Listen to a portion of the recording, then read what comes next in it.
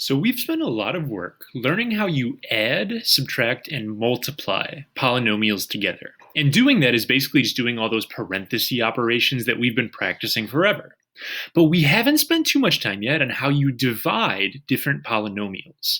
I have an example here for our do now, and as of right now, our only really method that we have is basically trying to factor the problem and see if that fixes it for us. So for the do now, go ahead and pause the video, and then I want you guys to factor out everything that you can in this problem and see if anything is going to cancel.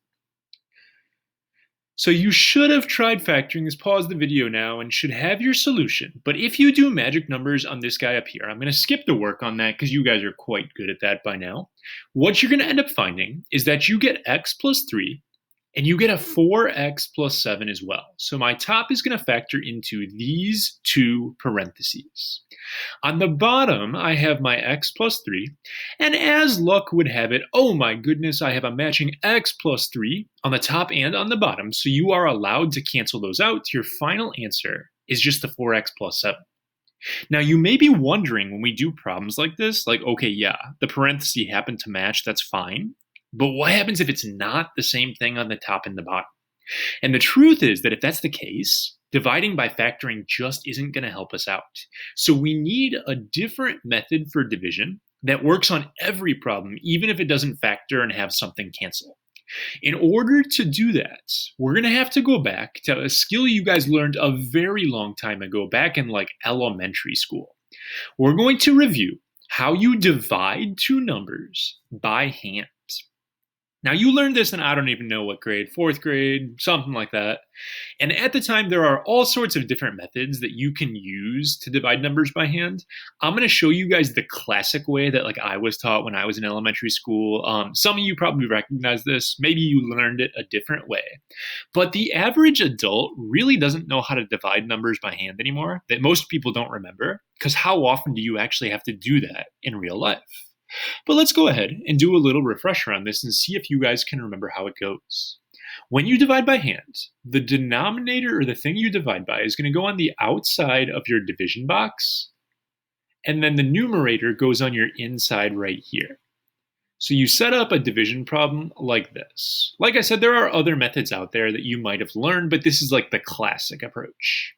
And what you do is you ask yourself how many times this number goes into this right here.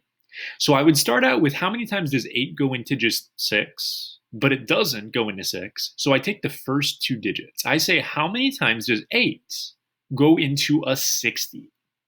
And it turns out that 8 goes into 60 7 times. So up top, I put a 7 because 8 goes into here this many times. After I put that 7 up top, what I do is I multiply it to this number right here. I'm going to do a 7 times an 8, which is going to be a 56. And after I write down that 56, I have to subtract these two lines, and I get my difference right below. So 60 minus 56 is going to get me a 4. After you do your subtraction, you bring down your next number in the sequence, and the cycle starts over again. So now I'm going to say how many times does 8 go into 42? And 8 goes into 42 5 times. So I would put my 5 up top. 5 times 8 is 40. You subtract again, you're going to get a 2. And you bring down one more time right here. I'm going to bring down that 5.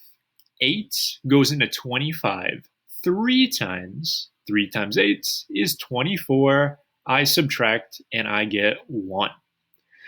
Now, this has been hopefully a nice little kind of walk down memory lane of something you guys remembered a very long time ago. When you get down to this point at the bottom, there are a couple things your teacher might have told you to do. Option 1, this number right here, when there's nothing else to bring down, is called your remainder. So it may be that your teacher taught you, oh, you just write down the answer is 753 R1, remainder 1. That's one option. Another option, if you want the decimal on this number, what you're going to actually do is you act like there's just zeros at the end of this number. So this is really a 0.0. And you're going to bring down a 0 and then keep going on the process. 8 goes into 10 once, and et cetera, If you do that, you're going to find out the decimal on this number is 0.125 before you run out. So if you want to bring down zeros and make a decimal, this is also totally cool. There is also a third option, and the third option is actually the best one. It's because you'll see why after we do our lesson here. But what we're actually going to do is we are going to take our remainder that we got. Our remainder was 1, and we're going to put that remainder over the thing we divided by in the first place. We divided by 8, so that means you have 1/8 left over. So you take your remainder over what you divided by. And this is actually the same answer if it was a 0.125 before. 1/8 equals 0.125. So this process right here works for numbers. But obviously, if you wanted to divide numbers in real life, you're going to type it in a calculator. It's so much quicker, so much easier. What we are going to end up doing, though, is learn how to divide polynomials by hand. We're going to divide problems with x's by hand, and it turns out that this is going to work out just like numbers like you guys learned when you were in elementary school. So I'm going to clear myself a little bit of space right here, and what I'm actually going to do is take the problem from the do now. I already know the answer is supposed to be 4x plus 7, and I'm going to show you guys how this works using long division. So what I will do right here is take the thing I divided by, the x plus 3, and I'm going to put x plus 3 on the outside of a division box. On the inside, I'm going to go ahead and put my numerator, which is that 4x squared plus 19x plus 21. And I'm going to think about how regular long division works. The first thing I did is I said, how many times does 8 go in to 60? Well, that's a little weird to think about. How many times does x plus 3 go into 4x squared like that? That's just kind of confusing. So there is a different way to think about it that I want you guys to use. And what I'm going to end up doing with this is I'm only going to look at this x for right now. And I am going to say to myself, x times what makes this guy right here? X times what is a 4x squared? As it turns out, the answer to that is a 4x. X times 4x makes this guy right here 4x squared. After you put something up top, like I put my 7 up top right here, what I did is I multiplied it to here, and I put it right there. So I'm going to take a 4x, and I'm going to multiply it to this stuff. Now, when I do that, I will have to distribute that 4x to here, and also to here. So 4x times x makes a 4x squared. And then 4x times this positive 3, you also have to distribute your top part to right here. That's going to make me a 12x, like this. Okay? So after you do your multiplication, so I got my 56 right here. What happened next? Well, we subtracted these two numbers and we put that answer right here. So I need to subtract these two things. Well, the first part, when I do 4x squared minus 4x squared, those are going to cancel each other out. That's gone, which is good. Then I have to do a 19x minus a 12x. You will subtract your two lines. That is going to make me a 7x on this problem. So I just subtracted. I got like that 4, for example. And what happened next is we brought down our next number. It's the same idea right here. I'm going to bring down my next term, which is 21. And then my cycle is going to start over again. I'm going to say x times what makes a 7x. That answer is a positive 7. I put it up top. I distribute that 7 right here to the x and to the 3. And as it turns out, when I subtract these cancel. I do not get a remainder. So if there's no remainder, you don't write it. You just get 4x plus 7 for the answer, which is exactly what I got when I factored. So I got the same solution. At first, when you see this is going to feel like a lot. But this ends up being a lesson kids really like at the end of the day because it's the same procedure again and again. You just learn how to do it, and it works the exact same way every problem you do. So let's move on and try a fresh problem here and see how it goes. We want to simplify this guy using long division. So the first thing I'm going to do with this is I'm going to set this up in a division box kind of situation. So I'm going to put the 2x minus 3, my denominator, on the outside. And then on the inside, I'm going to put that numerator 10x squared minus 23x plus 12. And let's start the cycle here. What you would do is you say 2x, you pay attention to this guy, don't worry about the number for right now. 2x times what makes a 10x squared? The answer to that is a 5x. So that is what I put up top. 2x times 5x makes 10x squared. After you put something up top, you distribute it to both parts right here. 5x times 2x is 10x squared. And then 5x times negative 3 is negative 15x. So I get that. Now, if you are going to make a mistake on this kind of problem, it will happen here. Be careful when you do subtraction involving negative numbers. I need to subtract these two things. The first parts are always supposed to cancel. If they don't, then you've messed up somewhere. 10x squared minus 10x squared is just gone. Then what I need to do is I need to do a negative 23 minus a negative 15. People will look at this and be like, oh, it's negative 38. That's actually adding. When you combine these two and make a negative 38 right here, minus a negative turns it to a plus. So this is actually, when you subtract that negative 15, it flips this sign around and it turns this into like a positive 15. You end up getting a negative 8x. Be very careful when you do subtraction with negatives. And write that as a note for yourself even. Careful with subtracting negatives.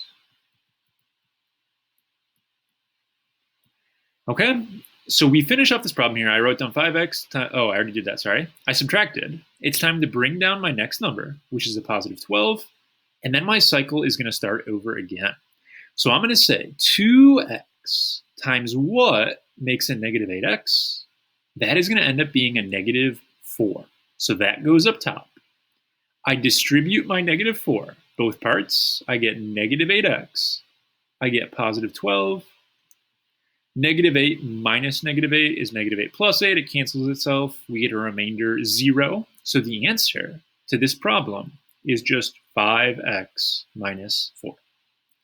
Again, lots of steps, very different at first, looks intense. But after you practice this enough, it's basically the same thing every single time you do it. So let's talk about how this can get a tiny bit more complicated in our next example. So it doesn't always have to be a problem that's x squared that you're doing. You can do higher powers pretty much the same way as before. So let me go ahead and show you guys, first of all, you set up your division box the exact same way. So get one of those set up on your paper. We got a 4x plus 3 on the outside.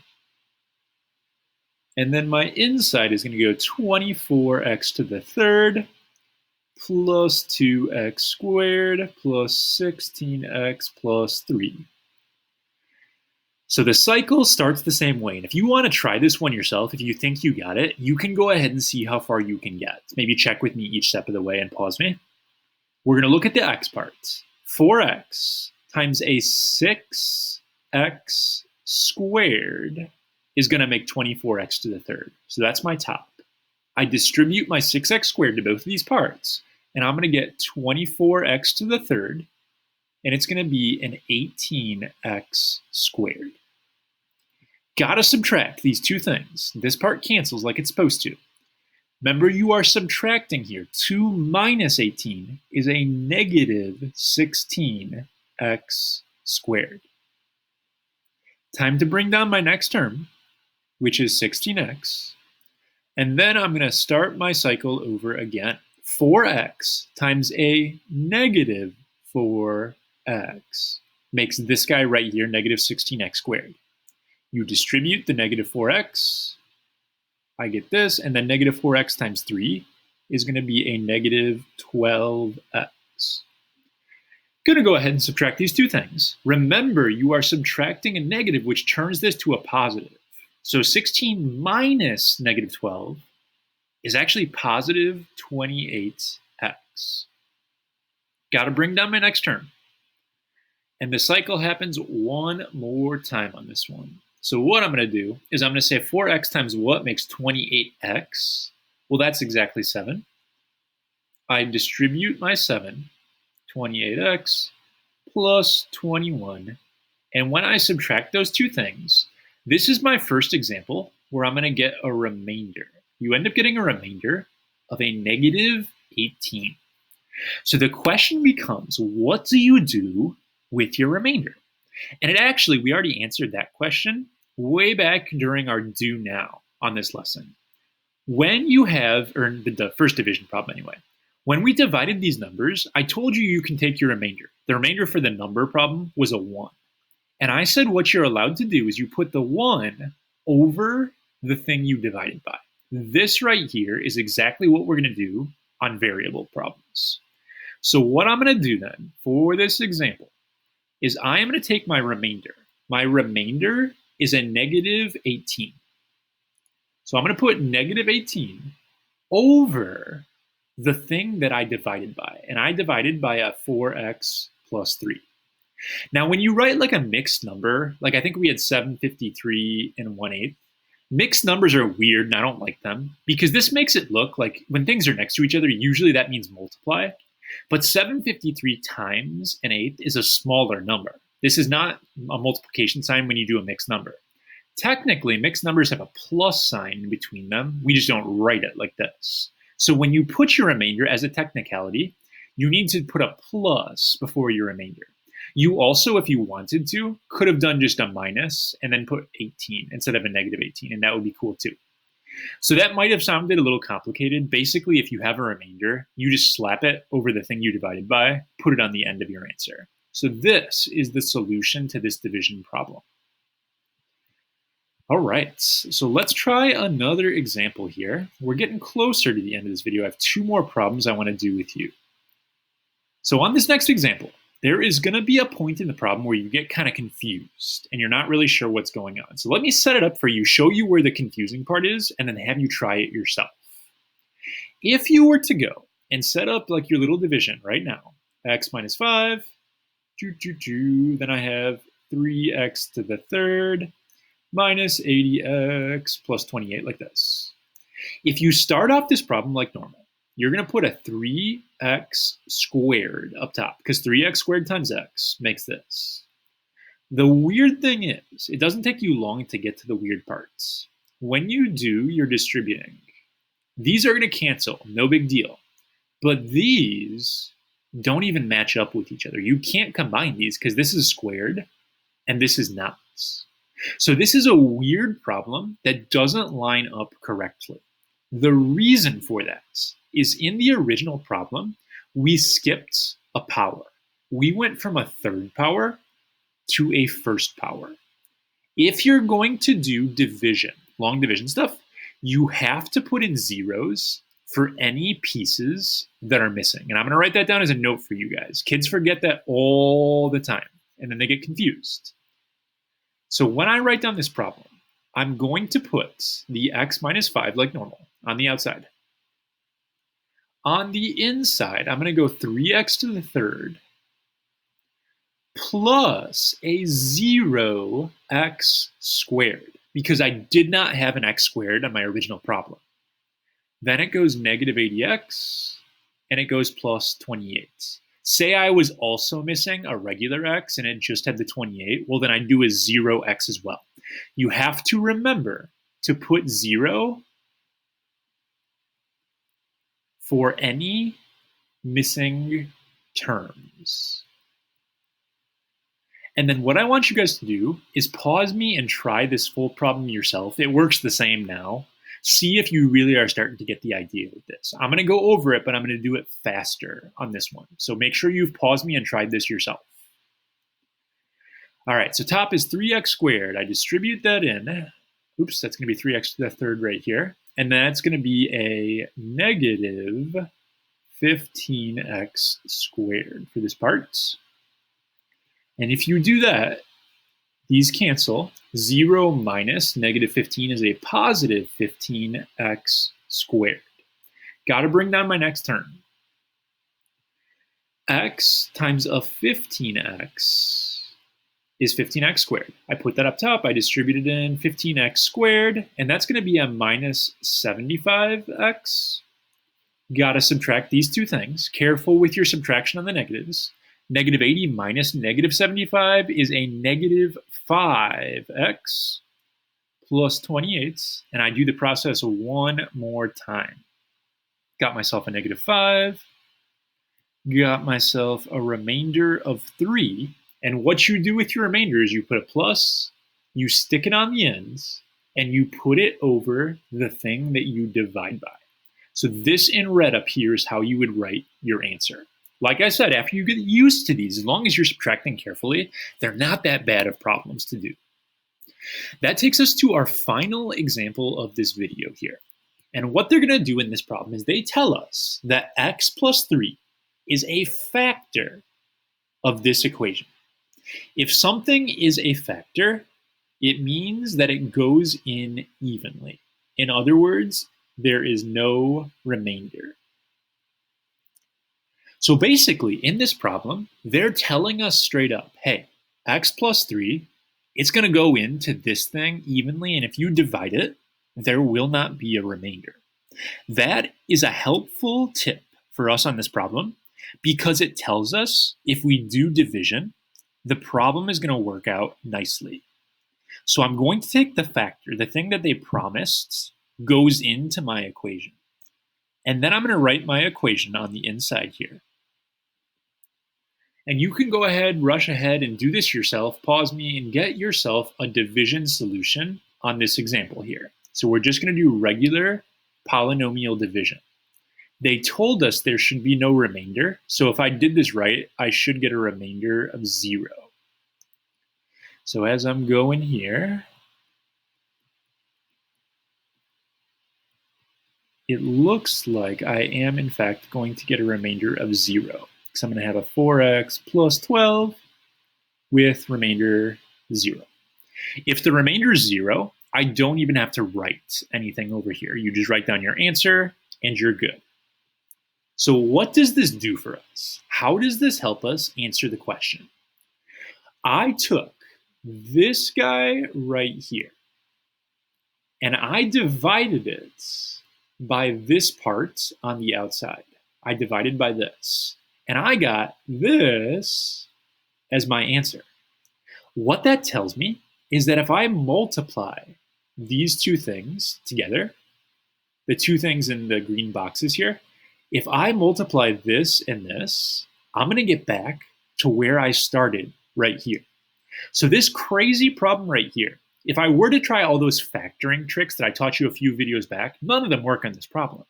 But by using division, I know that this problem actually breaks into x plus 3 and x squared minus 5x plus 4.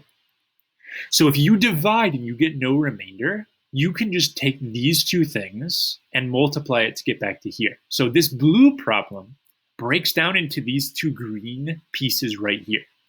This is actually a big deal because I can solve these green pieces. This part right here is just x equals negative 3. And this is quadratic, and I totally know how to solve quadratic equations. I can do quad formula. I'm actually going to do magic numbers. This factors into x minus 1, x minus 4, like this. So my other answers are positive 4 and then positive 1 as well. I have 3 answers, and then this problem is a third power, so I know I have all of my solutions.